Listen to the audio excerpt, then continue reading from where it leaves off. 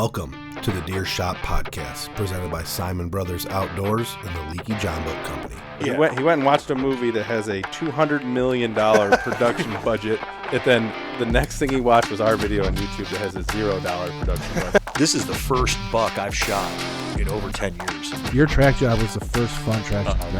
That kind of like, I think part of my life was influenced by that night. Then you miss him 3 times with a rifle at 70 yards on video and the whole world to see. Yeah, that's what Caleb did. 5 years ago, we couldn't shoot a deer at 100 yards with a slug gun. Now you're shooting turkeys at 100 yards with a shotgun. The shop is closing up. Make sure he takes all his right antlers. You can't leave anything. All right, guys. Episode 112. 112. Deer Shop Podcast. When was the last time all of us were on the podcast, just us together? All 4 of us? I can't remember the last time we did that. Was it the very first podcast? No. I'm sure there's been one since, right? There hasn't been a lot. Let's go through the YouTube thumbnails. And I wonder if the audience listening, if our voices are different enough that they can tell. Who do you think is talking right now? Well, I they think could our probably voices tell all me, sound a little different. tell who I am. Yeah, we know who Ethan is. I think our voices are discernible. They're all a little bit different Yeah. Yeah. Deer season is here. today. It's upon us. Day. It is opening day of Ohio's deer season. It's Saturday. It's about 3:30-ish. We're recording right before we go out to the stand. Yeah. So we have not hunted here in Ohio yet this Nope. year. Nobody went. Well, none of us went out this morning. Somebody went out. Somebody flinged some arrows. There's no dead deer. Yeah, I gotta update the board, I guess, huh? Yeah. Dylan's getting another notch. Dylan's gonna get another notch on the board.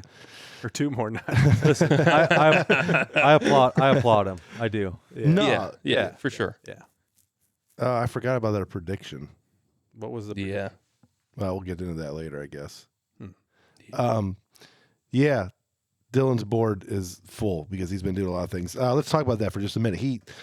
He's hunting all trad bow, he says, this year. Yeah. So far, he said. Well, he's opening day and he's 2 shots in, so we don't know if that's going to stay, if it's going to stick. I hope it does. I think it'd be cool for him to keep killing deer with that trad bow and kill a buck this year with it. That'd be sweet. Mm-hmm. I mean, he's got nothing left to prove with a compound. No. He shot a 200-inch deer with a compound. Yeah. Fixed blades too, Luke. Yeah. Oh, fixed I blade. know. He reminds me of that all the time. The guy, hey, audience listening, the guy that hates fixed blades is on. Yeah, so that one dude that's Yeah. complaining, never have that guy on again. He's on again. He's Well, back. we're going to, since we're talking about that He's already, a co-owner of the company. I listened to I listened to the Hunter podcast this morning with T-Bone Turner. It was good. And I Did you it was good. I didn't change my views, but I changed my opinion on hating fixed blades. So you no longer hate I kind that. of apologize to everyone a little bit.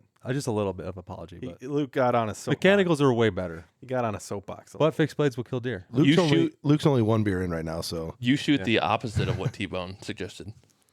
T-Bone, Rear deploy. yeah, I don't understand that, but He doesn't like rear deploy? No, T-Bone wants rear deployed yeah. versus It's so you get that Schwacker opening up mechanical. front. man, I'll tell you what though, the Schwackers, the last couple of bucks that we've shot with those things. Did you shoot yours with a Schwacker, Isaac? No. What'd you shoot it with? Grim Reaper. Okay, good. That helps my case study. All the bucks that we've killed or shot at with a Schwacker lately have died really dead. I could have shot it with an axe and it wouldn't have died where I hit it. I I've would have never cut the leg killed- off completely, both of He them. would have fumbled away. He would have wheelbarrowed away. At least he's on the wall. I've never killed an archery deer without using a Schwacker. Yeah. Crossbow and compound. All my archery bucks, I think we did talk about this in that one podcast. I think I have one with a Muzzy MX4 fixed blade. The rest were all Rage. And then this last one in Kentucky was Schwacker. So I went from fixed blade to the Rage fanboy to now I'm in the Schwackers. I think my first archery buck was with a Knapp mechanical that was like a Schwacker, Okay. Like- Kill zone. like the old school bow hunting. Like saw them on older than that. bowhunting.com, and we're like, Yeah. I need those broadheads. And that deer I shot it, and it died closer to me than when I shot it.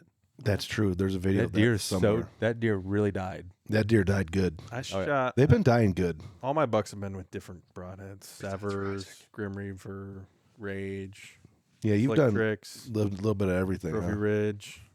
I don't know if I've shot 2 bucks with the same broadhead. Yeah. I don't Well, know. that one year I shot 3 deer with the same broadhead. It was a Trophy Ridge, like little tiny expandable. That year I shot that 8-point in the house. 15 Really? years ago. Yeah. I sharpened them and shot it through 2 more does. I still find beer cans in the woods from that night. Mhm. I've been picking them up but It's they're cool because still- you can tell they're old with the mountains in them. Yeah, old yeah, school yeah. bush light. And the thermometer. Yep. Yep. Now before that, the cool meter. Yeah, that was. Yeah, I guess you're right. That one was. It was prior to that. They were cool cans though, but I think I got most of them out of the woods by this point. Well, a little update. Opening day, it's 85 degrees. It's 95 degrees in the shop, and we're getting ready to go out hunting. Yeah, it is very warm. We have it's. I'm trying to find my thought on this. We're set up about the same we were last year, but we have just more. I think we feel better about where we're at right now than where we were last year. Even though There's a couple deer actually early season patterned. yeah, As last much as you can pattern them around here. Yeah, because last year I remember going into the season extremely excited. The wolf was alive. We have all sheds. Blah blah blah, and we never really had an encounter. I had an encounter with him mid-October, but he was hard to get on a pattern. He was using an area too deep in the woods to set up on where he was bedding. So and he'd get up out of his bed, he'd go the opposite way a lot. There just wasn't a lot of play on him, and then he disappeared. So this year, the buck that I'm hunting is a lot more patternable and. So hopefully, by the time you guys listen to this, we're celebrating. Yeah, that's the only downside about recording Saturday afternoon is a lot could happen between now and when this podcast is released Monday.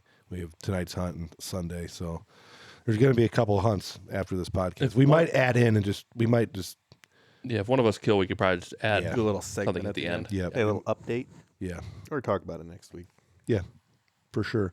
But this rain that we got last week saved our asses on everything, food plot wise, water hole wise. It was like 24 hours of downpour. Yeah.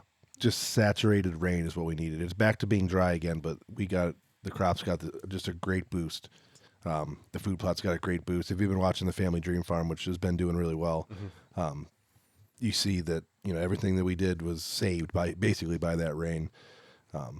Did you look at the extended forecast? It's I like have not. There's no rain. you like again. creep down to like upper 40s at night, which are like cool, but still 78 during the day for the next 14 days. Yeah, those No rain. those cool nights are good because they get a lot of moisture in the wet in the plots and in the shady areas, and they stay wet. So our plots have been doing good because of that. But Hunting is going to be on the early season's grind for 2 more weeks at least. yeah, and all the beans have turned for the Well, most they're going part. to start pulling crops. Yeah, But acorns Next are week. raining out of the sky. the acorns are raining. I was at Spencer Lake in the parking lot walking my dog yesterday, and there's like the chestnut acorns. There's this one tree in the parking lot. It is just raining. My yard is covered in Raining. acorns. When I was dumping corn, I was getting hit in the head with acorns. It was the same way in It PA. felt really dirty. There was a huge oak tree over our tent when we were camping, and like literally all night it was just plopping on the tent. And like you would drive past an oak tree and smash into your windshield. So I made like another chicken coop in my house, like a small chicken you coop could for hear the, it dropping. for the young chicks that I have in the garage right now, and there's hickory nuts hitting that thing every 10 seconds for the last Tinging. 2 weeks. What do they call those chicken coops that you can move? That's what it is. It's a No, Chicken tractor. chicken tractor. chicken tractor. Yeah, I made one, and it's got a metal roof on it. It's like the same roof that's in the shop here. chicken dad over here. And a hickory nut hits that thing every 10 seconds all day and all You night. should make a funnel so you can put it in a bucket and bring them over. Well, the deer just eat them. Yeah, Like they eat them like crazy. In my yard, they're all smashed up. Like when I walked out there today, take a millie out, they're all smashed up. And eat. So basically, strategy for us right now is early season food. yeah. We're me and Isaac are gonna go out tonight. I'm gonna be on the edge of a fresh growing hayfield with my brassica plot next to some water. There are some acorns off to our west, so it's we're in a good spot where we're going tonight. We're gonna be able to see a lot. Hopefully, the buck has been killable at that stand location 3 or 4 times in the last couple weeks, and obviously, but I'm only running one camera by the stand location, so he's out in that field a lot. So Freshly hopefully, planted. let's lay some eyes on him, get some footage of him. Freshly planted alfalfa field with a freshly planted food plot with Water. some water. I mean, we're in the money. We got all the things. The wind, there's basically a non-existent wind. They say 1 to 2 miles an hour out of the north, and then at some point it's switching south with some 1 or 2 mile an hour gusts. So we're kind of stagnant with the wind. So we're gonna get up in the blind and just, the word risk it is kind of weird to use for opening day, but we're gonna kind of risk it a little bit. But well, as long as he's our scent's bedded, gonna be pulling down into the valley. So if he's bedded on the side of the farm we think he is, I hope he our is. scent the thermal should pull our scent right into that valley and send it away. But he could be bedded on the other side of that valley, which could be a problem. Yeah, it just depends on how he wants to access the field. He could be, if he's bedding towards the middle, he could come out, east of us and not smell us and work out. So there's a lot of different things that could happen. And we're not really sure how he reacts to pressure too. Yeah, because this is he lives relatively close to people. Yeah. This so like deer, maybe us in the woods, even if he smells us, it's not going to blow him out of the country. I don't think. So it's a buck that we call 7-card. 7-card studs, what I named him, but we call him 7-card because he has 7 on one side, 5 on the other. He's basically a back 40 buck. Like that's his. Yeah, he's doing all the things that all the back 40 bucks that I've killed have done, and it's kind of he follows the pattern of Traveler was the first year we had that buck around.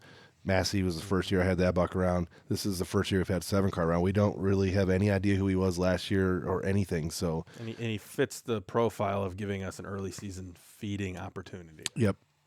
So we're excited to hopefully see him. He's not a deer I'm going to pass if we get an opportunity. We've all summer long we've gone back and forth with a bunch of people on how old he is. I've sent the picture to a whole bunch of people, experts, and he's going to add hugely to this age debate thing we started last podcast. Yeah, just the whole not knowing what the age of these deer are and trying to be experts, and I don't know. His body screams 3-year-old. His face, long, super long snout, super long nose, veiny face, screams 5-year-old. But then his rack's kind of in the middle.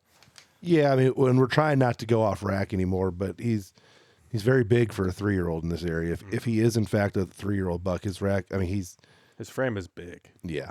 His frame is very big. So we'll see. Objectively, from what we can see. We do have a older class buck on camera, a lot that we've been watching. We might talk about it a little bit here in a minute, but his body is nowhere near that deer. That deer's body is out of control big. Yeah, it's big as a stable. It's insanely big. He's a 250-pound on the hoof size deer for sure, maybe even bigger. If he the 7-card is not that big. If he does get killed, we should weigh him fully with guts. Which deer are we talking about?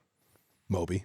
Oh, Moby, yeah. Yeah, I want to know how much he weighs. Yeah, his rack would be on the ground when we hoist him up, Yeah, just bring it home. We'll weigh the whole thing. And I bet you if I did kill 7-card tonight and I weighed him, I bet you he weighs 170. Yeah, he doesn't. You know what I mean? Like he's not. There's no way he touches 200 pounds. I'm telling myself in my head to enjoy it, and I kind of texted about Jay with this a little bit today. I'm telling myself that he actually is 220 pounds and his rack's 170. Not just deceiving. Because he could be a small body deer with a 137-inch rack, just deceiving, or he could be average body deer with a 150-inch rack, or if his body is kind of big, he could be. Yeah, I mean when larger. you compare him to Luke's deer he shot last year, Sledge, his rack is way bigger. Yeah, got a bigger frame. Every time's taller. And he's got more of them. Unless it's kind of hard to tell because except for the brows. Sometimes the scale you can never tell in trail camera pictures until you get your hands on him. Yeah, he's just got a big cagey rocking chair type frame. He's got 7 on one side, so he's got some long tines. Yeah, he doesn't. His beams are curly too. He's not one of those deer that like antlers go up and go straight forwards. Like his beams curl at the end and create that rocking chair effect. He got small brows. He's got tiny brows, but there's 3 of them. Yeah. He's got a unicorn point, like almost coming out of the center of his head. Hopefully we get some eyes on him tonight. Yeah, I would like to lay eyes on him tonight. Some eyes in the field would tell us a lot more than these trail camera videos do. Yeah. Eyes at 35 yards would be pretty cool. Yeah. I mean, he's at least 3.5 years old. We're going to send the jaw in if he gets killed. And we're double filming. That doesn't happen very often. No. We double filmed the first day last year, and I didn't pull the release on a doe. But this year's going to be a little bit different. I was at work last year. You're not shooting doe, are you? No. I didn't think so. We don't. I have a full freezer full of venison. Yeah, we don't need it. I'm not shooting doe. I'll shoot does when it gets cold. Cool.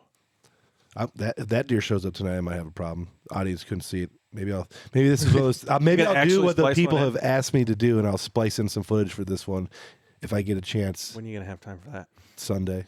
I got tomorrow to edit it all. Cool. Maybe I'll show some videos. For the audience to know, we're watching and everyone should go do this. We're watching the first episode of the Deer Camp Chronicles in the background. So please, where's that deer? If you're listening to the podcast or watching, go check out episode 1 of the Deer Camp Chronicles for this year. Is that the same deer that we saw in the middle of summer randomly? Not on that property, on this property. Yeah, he moved around. He came up here one time. Down there. Yeah, he did. He could show up at any minute. So, just to bring it all back in, we have a good crop of bucks killable. Yeah. It has calmed down. So June and July, especially July. July was wild times around here on the trail cameras. We were getting multiple mature bucks on camera daily, really wild. It has slowed down a little bit. Some of those deer have gone and pushed off to some other farms and aren't showing up as regular. But we're at the calm before the storm, not to quote the episode title, but as soon as it starts getting those cool October nights, those deer are going to be moving around, setting scrapes. So we have found a bunch of scrapes. I got a couple cameras on scrapes, so it's almost time, guys, and it's going to be so much fun. Yeah, everybody is excited. Any word from our other cohorts? Which ones? Freeman, Nick. Nick's not hunting. Nick's not hunting. I think Freeman is going to hunt, but he's not very confident. He was talking a lot of stuff last night. We had the deer shot party last night, so thanks to all the people who did come out for that yearly tradition that we've been doing for a couple years now, and it's become really, really enjoyable. Freeman was talking to there was a group of guys that were all hunting around the same area, and they talked all night long about deer. So I don't know what he's going to end up doing today. Deer wars. They haven't got a. The deer wars are worse for them than they are for us. Yeah. Those guys are in the middle of some battles over there. The audience listening, the deer wars are several hunters that know each other going after the same deer on different properties. Yeah, we try our best to avoid that. It's kind of an interesting thing. There's some guys listening that aren't part of a big hunting community that might not understand what we even mean by that. But basically, when you live in a small community like we do, this township we live in here, it's only 25 square miles. There's 6 roads. So the deer wars are when you are, in fact, hunting the same deer as your buddies or your neighbors. There's not as many mature bucks to go around. Everyone is not going to be able to kill a mature buck. There's hundreds of hunters and tens of mature bucks. Right. So the deer wars is everything that's done to in between that. And it sucks when you have friends that are hunting close by to you. There's sometimes it's obviously unavoidable when you own properties and you're only half a mile from a guy. It is what it is. There's some, for lack of better terms, you kind of got to use some couth when it comes to getting permission pieces. So if you acquire a permission piece and you're 200 yards down the street from when your buddy's been planting food plots and running cameras for 10 years, that's considered you're declaring war. Yeah, that's kind of considered that's kind of considered rude and in bad behavior. Obviously, with strangers it doesn't matter, but when you're actual buddies that you're helping do stuff with and or bouncing ideas off of and all that stuff, they send you a big trail camera picture so you get permission next door. That's a shitty move. The turkey wars are a little bit more. We get involved in that a little bit more because there really isn't that many gobblers to go around, so we're always hunting on top of each other. Mm-hmm. But the deer wars, we try our best to not be up in people's business, and everyone kind of has their zones in their areas. And when you're new to the area and you come and meet us and hang out at the deer shop, you kind of learn the boundaries and get indoctrinated into it a little bit. You get showed a deer like, whoa, I know where that is. Yeah. Which there is no problem if you come into the area and you start hunting right next to us. Just don't expect us to fully share all our information. Yeah, I mean, I will help you do whatever you want to do. I help too much, according to Nick and some of our guys, but I will help you do whatever you want to do. I just might not share every bit of information that I have for myself. You know what we should do? Because it's so cutthroat. Big fences up. We don't have the money. No. For 2, putting up big fences like that is gay. So yeah, super. Don't ever meet your heroes, guys. That's what I'll say. Mm-hmm. Don't ever meet your heroes. I was listening to a podcast today. He pays you money, remember? He does. I haven't got a copy of that article yet. I have yet to see my article. I was listening to a podcast today, and the 2 guys that run the podcast were told that they are just like themselves in person as they are on the podcast, and I laughed. I chuckled. You listened to it as well. You probably didn't get to the end. You already mentioned. I didn't get to the end. They like to hunt. I have never met them, so I don't know. We'll find out. Oh. He did shoot an elk. The one did. Yeah, the pretty guy cool. Shot a Kentucky elk. Yeah. Soapbox a little bit more because I want to update on THP because we talked about that last. Well, I want to talk Zach about is still driving me insane. I haven't watched any episodes with him. I just have not. So they chose not to. They have some good hunts. They shoot some deer, but the shenanigans and stuff, like, it's so cheesy and it drives me insane. Listen, I will. And I know say, he does it just because I'm complaining. Yeah, he does it because people like me complain about it. Yeah.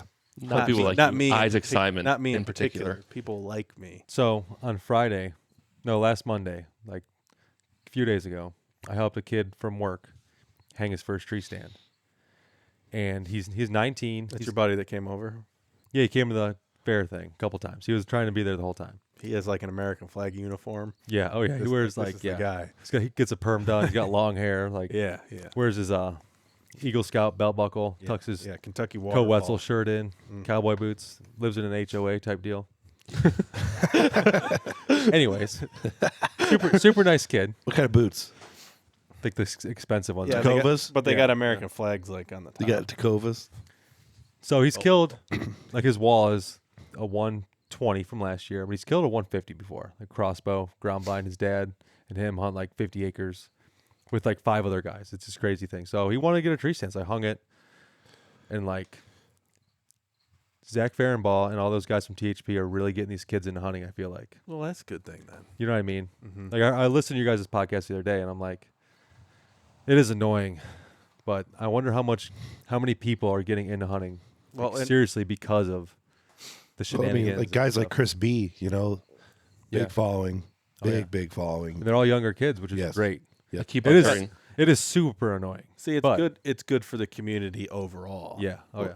And not everyone has to hunt and act like we do, obviously. No. We just talk about it a lot, but Every time I wake up early in the morning at work, I drink my coffee and I put like Seek One on just to watch something, and all the guys come downstairs bitching, and then they're all standing around the recliners like watching it. Yeah. Yeah, it's pretty good. Because Seek One is so well put together. Yeah, yeah. But- I rarely turn on hunting at work. It doesn't go so well. No. I just do it just to I watch it yeah. on my phone or whatever. Yeah. But THP is putting out an incredible amount of episodes. Yeah, which is weird Like, because we almost thought, daily this like year. we thought that they were not going to be doing anything because it was like Which is stale. cool. I Then it do was like, I do boom. enjoy watching it, and when I see a new one come up, I'll put it on. But Jake's kill was pretty cool. That I mean, it was pointed out to me. He shot that buck and it didn't die. It didn't die good, and he put a pretty good shot on it. And he's obviously they were using whatever single bevel small fixed blade heads they got, or fixed blade heads that they have. It was pointed out to me that he shot through some brush on purpose, and like a mechanical wouldn't be able to do that. And the deer did die, and it was a lethal shot. It wasn't like it was a bad shot, but like. I don't know. It's just more backing for our thoughts of these mechanical broadheads that are small, single bevel. They don't kill deer good. so maybe in Like their, you got to sit and wait hours to go track maybe it. in their style of hunting, the fixed blade is better. Our style of hunting, where we're usually in a tree stand, is usually a clear shot. Yeah, a lot different. We're not getting an advantage from that single bevel like they are. No, not at all. I mean, we've beat this subject to death, but Yeah, man, they're taking close shots from the ground, possibly frontals sometimes. Yeah. maybe through thick stuff. Maybe that single bevel is what they need, but it's not what we need. That's for sure. No, because the big expandables we've been using with our, we're shooting fast bows with medium to light-ish arrows and expandable broadheads, and it's killing deer Me and dead. Ethan's arrows are starting to get pretty heavy. You're getting heavier. Mine are light. But we also light and shoot fast. 30-inch draw and 75, 70 pounds. Yeah. Like they're ripping. I mean, my setup's 467 and it shoots 290 feet per second. It's nothing to complain mine's about. 510 grains, and I'm like 290. Yeah, there's Mine. like it's Did we ripping. ever weighed my arrows? Do we know what mine are I think weighing? yours are like 400, and they're shooting like 300 feet per second. Yeah, I'm shooting like 297, 296. So they're ripping. And flat. I like it. I like my bow because it shoots pretty flat. There's not a lot of drop when you're shooting fast with a light arrow like that. Like, and we're shooting 40 yards and in.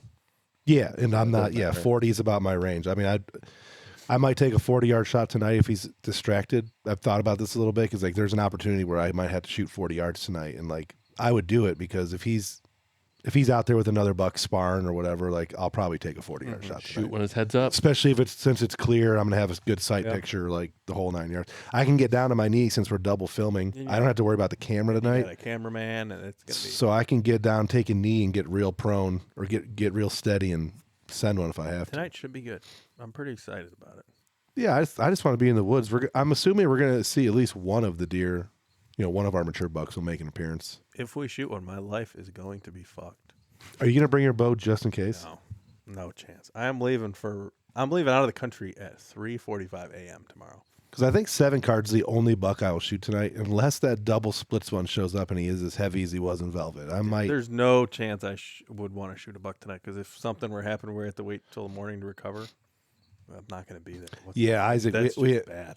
We've gone off my script a lot here, which is fine. But Isaac is actually leaving for his honeymoon tomorrow, very, very early in the morning. So tonight, sitting with me tonight is your only option. I would normally be hunting a bean field somewhere, a big stand somewhere. That would make sense, but not tonight. I was kind of wanting someone to hunt our Beanfield observation stand just to see what's going out in there, but it doesn't make any difference. The benefit of you being in this tree with me What about Luke? You said you're sketchy on your spot. Yeah, we haven't. I was actually going to go to been- Luke next. I've been thinking about it. I think I'm just gonna go right in the middle of that bedding area. First day of the season. Are you going to walk through? Are you walking through the corn? No, I'm gonna walk around it. Okay. Like through the cornfield, yeah, but not straight through the center of the cornfield. No, Okay. because the rows go the wrong way. So Luke, I obviously, would have, but Luke doesn't share a ton about what's going on. There wasn't a ton of his stuff in that first episode just because of the way Luke's hunting shapes out. He's got it pretty turnkey. He's got a farm that it's so hunts real simple. well, and pretty well stands set up. yep. yeah, What kind of stand are you hunting out of tonight? I'm gonna hunt out of the very south stand. But what is it?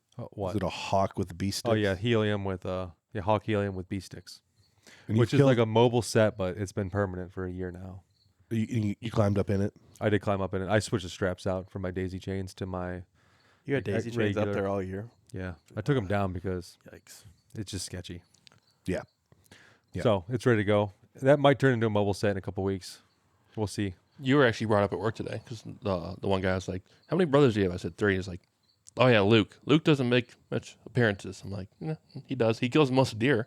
He's got his own channel where Yeah. he films fishing, but that's kind of been on the This whole having a house thing has really put a Got a stop yard on that for now. You got a yard boat Try now. it. Try adding kids in with the mix. I know. Dude. So Speaking of that, is this smallmouth fishing any good right now? I ran Uh-huh. by the river the other day and I'm like, probably the looks water nice. temperature's still hot. It's hot. You could fish. it looked like You could nice. fish. Is there any leaky videos coming? There's some plan, Hopefully leaky. but I have nothing in the hard drive right now. Okay. We're doing some walleye fishing, big time. He's got a You go yard. to Danny yesterday and talk about it. A little bit, but I'm gonna go with Will, Okay.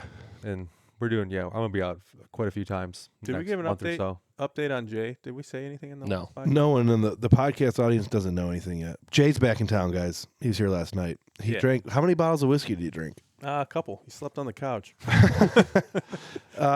We drank all of his blood oath, I believe. It's on the back there. If that lets you know anything, the blood oath is empty. So Yeah, without sharing too much. I mean, it's all over social media. we're not going to be able to podcast about it for at least 2 weeks because you're leaving. So Yeah. So it's all over social media, but he had a successful hunt. That's what we'll show. yeah, If Jake. you want to see what he shot, you have to go check him out. He killed it. Harvest Moon Outdoors on Instagram. Yeah. He killed the moose. He did the thing. Yeah, he did the thing. And it is as wide as his table. Did he bring it last night? No, it's still still Oh, in it's Alaska. still getting shipped. Isn't it? Last night though, Pavlik brought his mule deer, and that Big. thing is Yeah. beautiful. He's It's pro- big, and the probably velvet. 150. You guys didn't measure. No, but He was probably 150s. the velvet's perfect. If his backs would have been Nothing like developed, mine. he would have been a 160, 170. No sweet. velvet at all like mine. It is it was. Still growing. Yeah. Is Like- your deer almost done or no? No.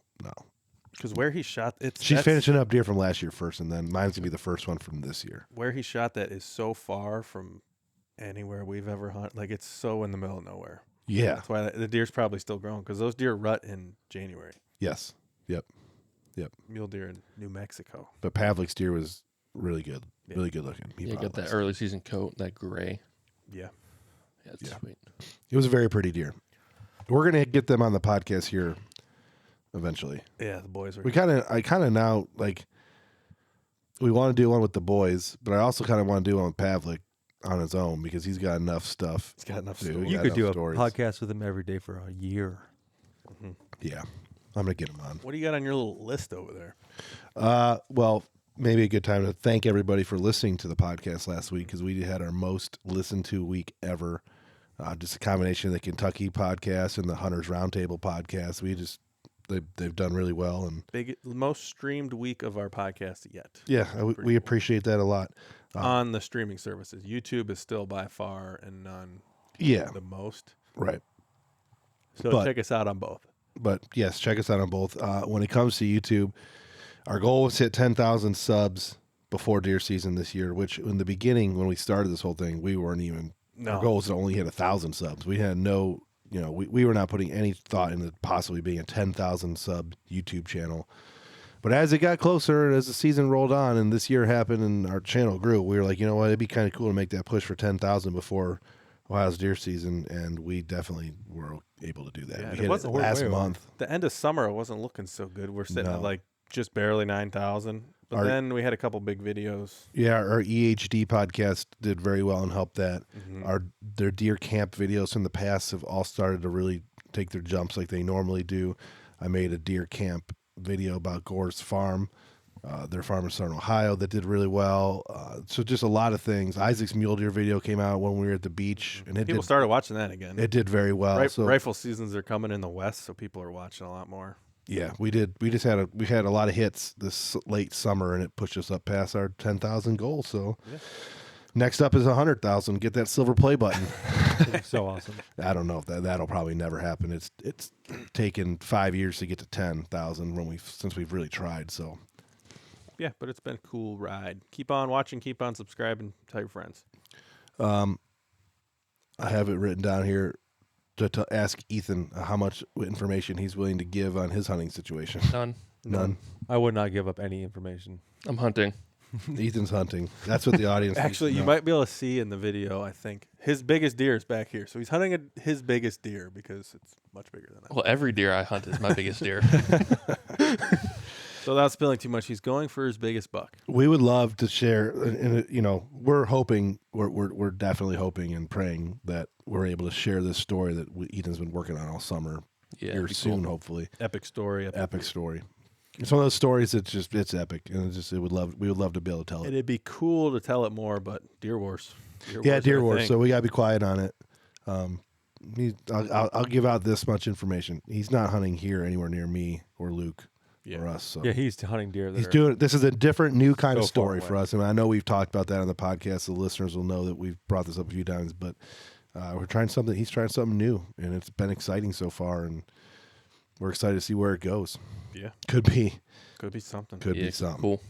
Could be celebrating tonight. Who knows? Hopefully sometime in the next week. Yeah, we don't even know. We haven't made. There's a bunch of us sitting around this table that haven't quite even made our decisions on what hunting is going to happen tonight yet. I'm gonna go. You're going? Yeah. And Luke's going? I'm going. Oh, boy.